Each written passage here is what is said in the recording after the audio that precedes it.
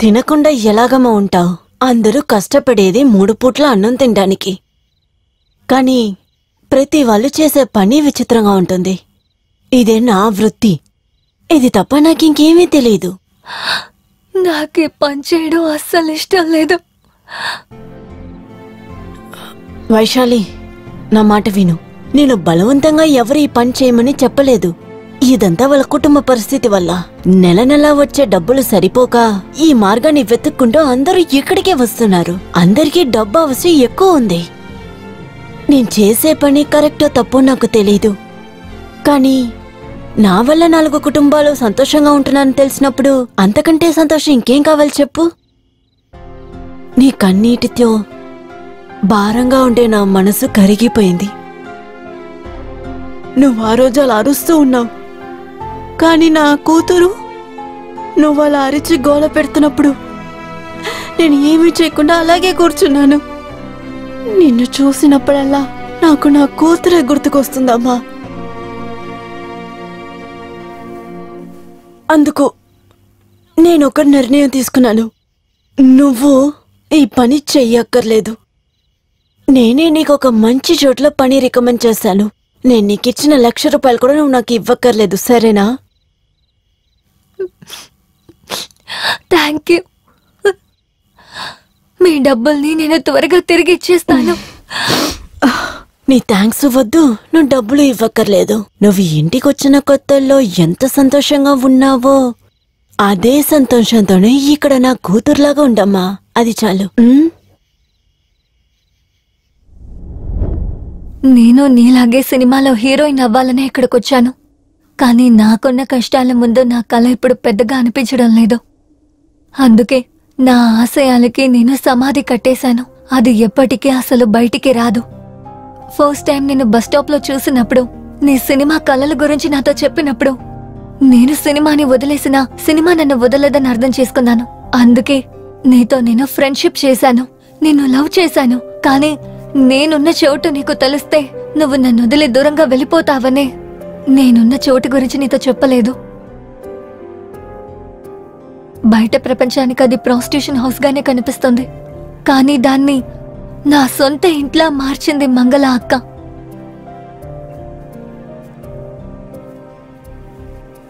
I'm sorry Vaishu, నేను నిన్ను తప్పుగా అర్థం చేసుకున్నాను. నువ్వలా అనుకోవడానికి నేనే కారణం విక్రమ్. నీ దగ్గర సారీ అడగాల్సిందే నేనే, నువ్వు కాదు. I'm sorry. వైషు, మంగళ ఆంటీతో నేను మాట్లాడతాను. ఇక నుండి నువ్వు అక్కడ ఉండాల్సిన అవసరమేం లేదు. నీకోసం ఒక ఇల్లు వెతుకుతాను, సరేనా?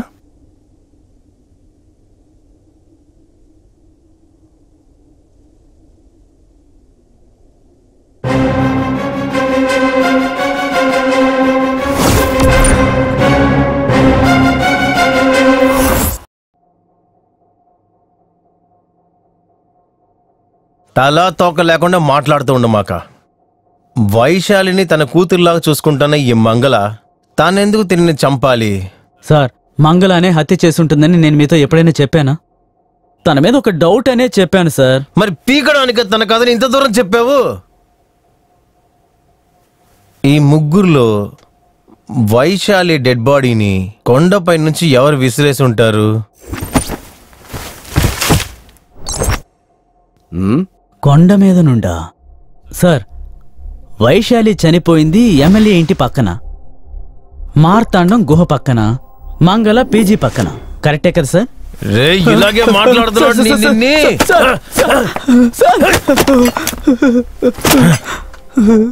హత్య కేసుకి ఏదైనా క్లూ ఇస్తావని చూస్తే నువ్వు రాసే మర్డర్ కేసు కథ గురించి చెప్తావు నాకు. సార్, ఎన్నిసార్లు అని చెప్పాలి సార్? నా script out and out full commercial sir. వెదవా, ఒకే అమ్మాయి 3 చోట్ల ఎలా చనిపోతుంది? నాకు అదే డౌట్ సార్. ఎమ్మెల్యే ఇంటి పక్కన, మార్తాండం గుహ పక్కన, సిటీ సర్కిల్ పక్కన ముగ్గురు వైశాలిలు చంపబడ్డారు. ఒకవేళ మన వైశాలి కూడా వాళ్ళల్లో ఉండొచ్చనే చెప్తున్నాను. హత్య చేయబడ్డ 3 అమ్మాయిల పేర్లు వైశాలియే. అదే కాకుండా మనం వెతుకుతున్న అమ్మాయి పేరు కూడా వైశాలియే.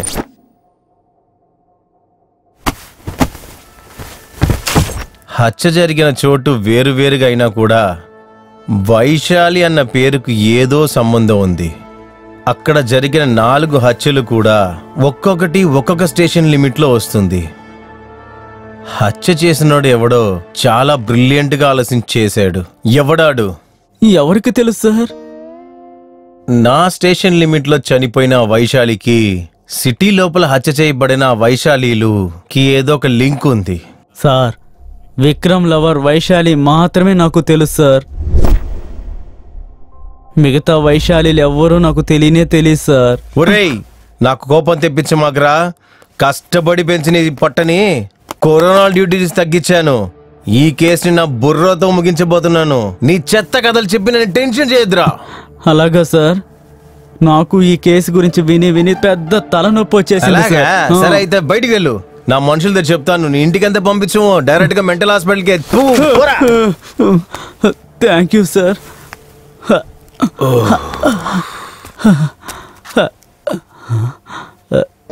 సార్ సార్ ప్రొడ్యూసర్ అపాయింట్మెంట్ ఇచ్చాడు సార్. నేను వెళ్ళి కథ చెప్పాలి. ఇంతసేపు చెప్పింది చాలదా?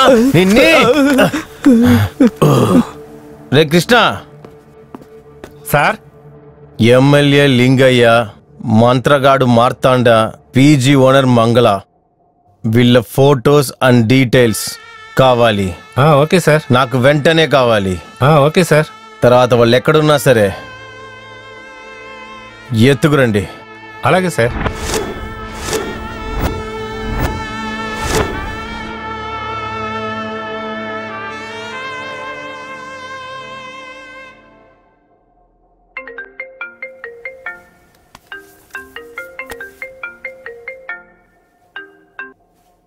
చెప్పు కృష్ణప్ప.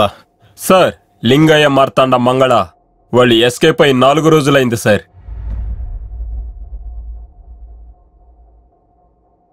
Something is wrong. పెద్ద క్రైమే జరిగింది. ఈ కేసులో నన్ను ఇలా పిచ్చెక్కించే ఆ సైకో ఎవరు? తను ఒక్కరోజు గుండెని రాయిగా మార్చుకుంటే బలి ఇచ్చేద్దాము. కేవలం తన ప్రాణమే కదా.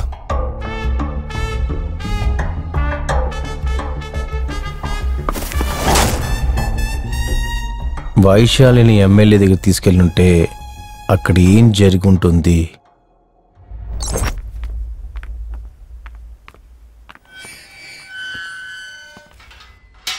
విక్రమ్, నన్నెందుకు ఇక్కడికి తీసుకొచ్చావు? నీకొక సర్ప్రైజ్ ఇద్దామనే. ఇక్కడ సర్ప్రైజ్ ఏముంది? రా చెప్తాను.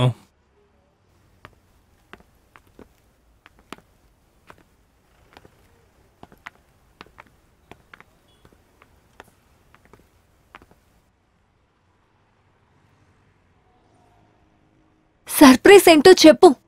నువ్వు కట్టిన సమాధుల లోపల నుంచి నీ కళలన్నీ బయటికి తీసుకురావాలనే. అంటే ఏంటి? అలా అయితే నేను హీరో అవ్వాలంటే నువ్వే హీరోయిన్. ఏంటి జోకా? నిజంగానే వైషు, మన సినిమాలో నువ్వే హీరోయిన్.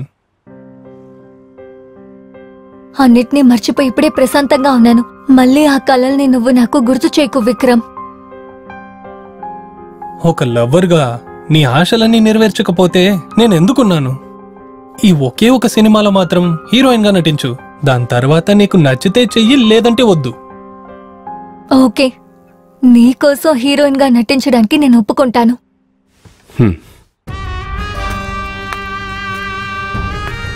హాయ్ విక్రమ్. సార్ నమస్కారం. నమస్తే సార్. కూర్చోవయ్యా. నమస్కారం. నమస్కారం.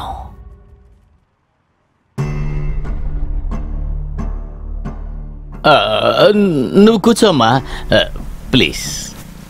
You are very committed person mister Vikram. Sir అవును సార్. మన సినిమాలో యాక్ట్ చేయడానికి ఒప్పుకున్నారా? అవును సార్, తనే సార్ హీరోయిన్. ఓ గ్రేట్. కథ అంతా చెప్పావు కదా? చెప్పేశాను సార్. ఎందుకు లేట్ చేయడం? రండి, ఫార్మాలిటీస్ అని మనం పూర్తి చేద్దాం. ఫార్మాలిటీసా? నీతో ఏదో పర్సనల్ గా మాట్లాడాలంటున్నారు. వెళ్ళి మాట్లాడిరా.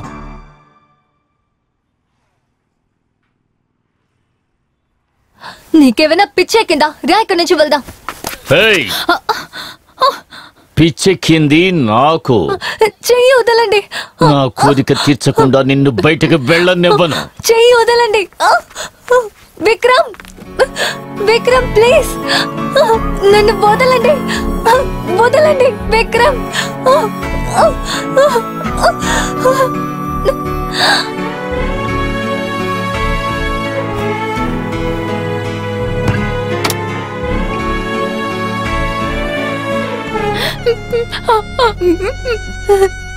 ప్లీజ్ ప్లీజ్ నాకు హీరోయిన్ ఛాన్స్ వద్దు, ఇంకేం వద్దు. నీకు హీరోయిన్ అవ్వడానికి ఇష్టం లేదు, కానీ నీ లవర్ వాడు హీరో అవ్వడానికి ఏమైనా చేస్తాడు.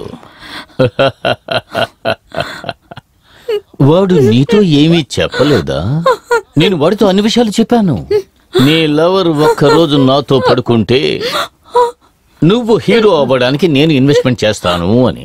పాపం వాడు మాత్రం ఎంతకాలమని ఛాన్సుల కోసం వెతుక్కుంటూ ఉంటాడు చెప్పు. ప్లీజ్. వాణ్ణి చూస్తుంటే నీకు జాలి కలగడం లేదా? నువ్వు నిజంగానే వాణ్ణి ప్రేమించి ఉన్నట్టయితే, నీ లవర్ ఇండస్ట్రీలోనే గొప్పవాడు కావాలని నువ్వు కోరుకున్నట్టయితే 10 నిమిషాలు నువ్వు నాకు కోఆపరేట్ చేస్తే చాలు. ప్లీజ్ ప్లీజ్ నన్ను వదిలేయండి. నీవేనా నీవేనా నీవేనా చెప్పు, కలలలో జతపడి తిరిగినది మోసమా మోసమా మోసమా ఈ ప్రేమ మధ్యలో వదిలి వెళ్ళినది. కన్నీరు ఆగదులే, కలలన్నీ కరిగెనులే, సిసలైన కారణము తెలుపెప్పుడు. నీవేనా నీవేనా నీవేనా చెప్పు, కలలలో జతపడి తిరిగినది.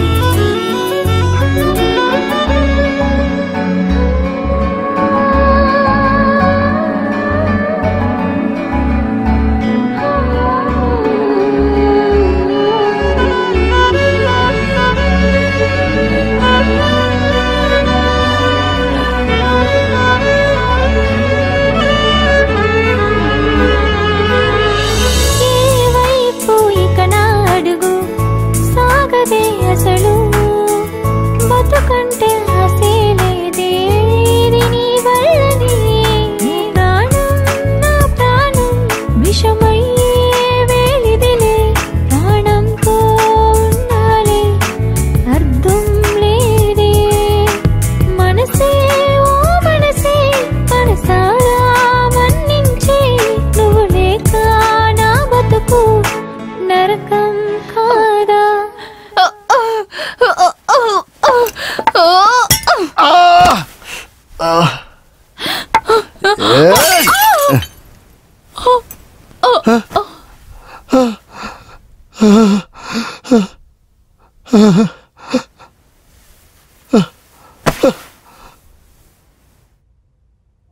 తన ఆశని తీర్చలేదన్న కోపంతో వైశాలి తల మీద బాటిల్తో కొట్టి హత్య చేసి ఇంట్లోంచి బయటికి విసిరేసి ఉంటాడు. వైశాలిని లింగయ్య హత్య చేసి ఉండాలి, కానీ విక్రమ్ ఏమయ్యాడు? అయ్యా పుణ్యాత్మ, నీకు నువ్వే డిసైడ్ అయిపోయి నేను ఒక రేపిస్ట్ ని మర్డరిస్ట్ అని డిసైడ్ చెయ్యకయ్యా. ఓ ఎమ్మెల్యే లింగయ్య సారా? రండి. సరే, అండర్ గ్రౌండ్ లో ఉన్న నువ్వు అదేంటి ఇంత తొందరగా బయటకు వచ్చావు? భయమే. భయం వల్లే నేను అజ్ఞాతంలో ఉన్నాను. నేను లైఫ్ లాంగ్ అసలు బయటికే రాను అని మీరందరూ కూడా నిర్ణయించుకున్నట్టున్నారు. అలా అయితే మీరు వైశాలిని చంపలేదు, రేప్ కూడా చేయలేదంటున్నారా? అయ్యో, నీకు ఎవరు చెప్పారయ్యా నేనే రేప్ చేశానని? ఒక అమ్మాయి తనకు తానుగా వచ్చి ఊ అని చెప్పినా సరే నేను ఊహు అని అంటాను. రెడ్ బుల్ తాగినా సరే రేప్ చేయలేని పరిస్థితిలోనే నేను ఉంటాను. నా ఒక్క ప్రశ్నకు నువ్వు జవాబు చెప్పగలవా? రాజకీయ నాయకులు అంటే వాళ్ళు ఆల్రెడీ రేపిస్టులు అని చెప్పి నువ్వు నిర్ణయిస్తావా?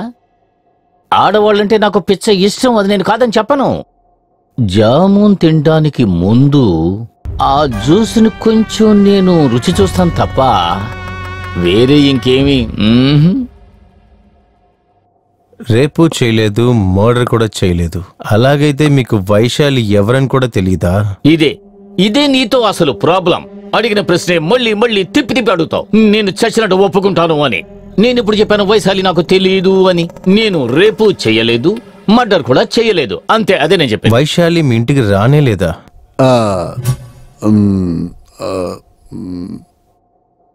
వచ్చింది. కానీ అక్కడ జరిగింది వేరు. సరే, ఏం జరిగిందో చెప్పండి. హాయ్ విక్రమ్, ప్లీజ్ కూర్చోండి. మీరు మా సినిమాలో యాక్ట్ చేయడానికి ఒప్పుకున్నారా? కథ అంతా చెప్పావు కదా, మరి ఇంకెందుకు లేట్ చేయడం? రండి, మనం ఫార్మాలిటీస్ అన్ని పూర్తి చేద్దాం.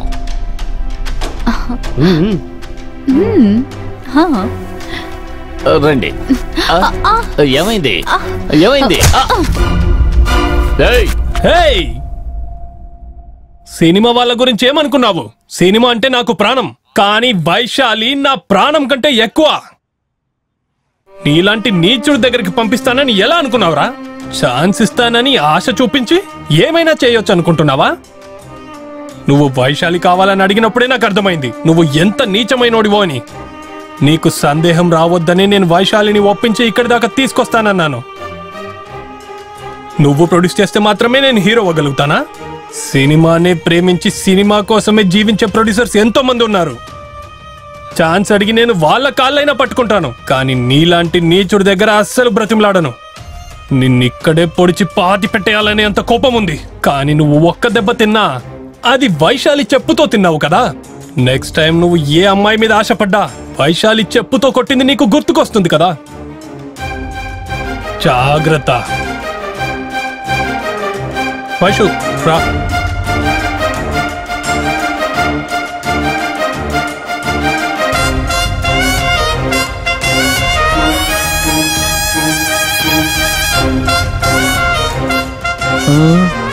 ఇదే సార్ జరిగింది.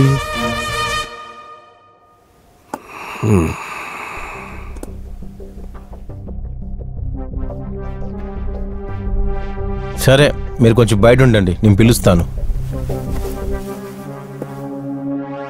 నా పరిస్థితి ఏమిటనేది మీకు అర్థమై ఉంటుంది. ఎలక్షన్స్ దగ్గరకు వస్తున్నాయి. ఈ ఏడాది గెలిచి సీఎం అవ్వాలని కళ్ళుకుంటున్నాను. వీలైనంత తొందరగా ఆ హంతకుణ్ణి పట్టుకుని లోపల వెయ్యండి సార్. కేసును త్వరగా ముగించడం కోసం నన్ను హంతకుని చేసి నేరం మోపకండి సార్. నేను మిమ్మల్ని బాగా చూసుకుంటాను.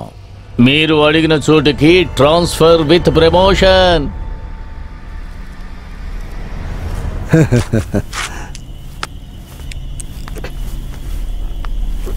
సినిమా కోసం ఏదైనా చేయడానికి తయారుగా ఉన్న విక్రమ్ వైశాలి చేత్తో లింగయ్యనందుకు చెప్పుతో కొట్టించాడు. కేసు సాల్వ్ అయ్యే సమయంలో కన్ఫ్యూషన్ చాలా ఎక్కువగా ఉంది. ఈ హత్యకి లింగయ్యకి సంబంధం లేదంటే ఎవరు ఈ హత్యని చేసుంటారు? నువ్వు ప్రేమించే అమ్మాయి కన్యగా ఉంటే తనను నా తల్లికి బలిగా ఇచ్చి తన శరీరం నుంచి వచ్చే ఆ రక్తాన్ని నా తల్లికి నైవేద్యం పెట్టాలి. పూజ తర్వాత ఆ రక్తాన్ని నీకు నేను కుంకుమగా చేసి ఇస్తాను. బలి ఇచ్చేద్దామంటున్నాను. అలా అయితే లింగయ్యతో వైశాలి వెళ్ళిందంటే తను రేపుకు గురైందని అర్థం. లింగయ్య సినిమా ప్రొడ్యూస్ చెయ్యలేదంటే కూడా పర్వాలేదు, వైశాలి చెడిపోకుండా చూసుకుంటూ నరబలికి బలిచ్చాడంటే తన కెరియర్లో మంచి జరగడం కోసమని ఇద్దరూ కలిసి ఒకటిగా పూజ చేద్దాం అనుకుని అమావాస్య రోజున విక్రమ్ వైశాలిని మార్తాండం దగ్గరికి తీసుకెళ్ళుంటే అమ్మా, ఈ అమ్మాయిని నీకు బలిగా ఇస్తున్నాను, తీసుకో తల్లి.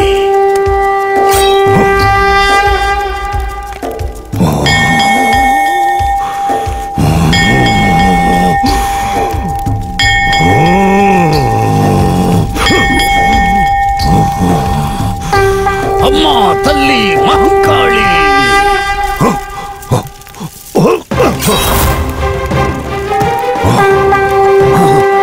తల్లి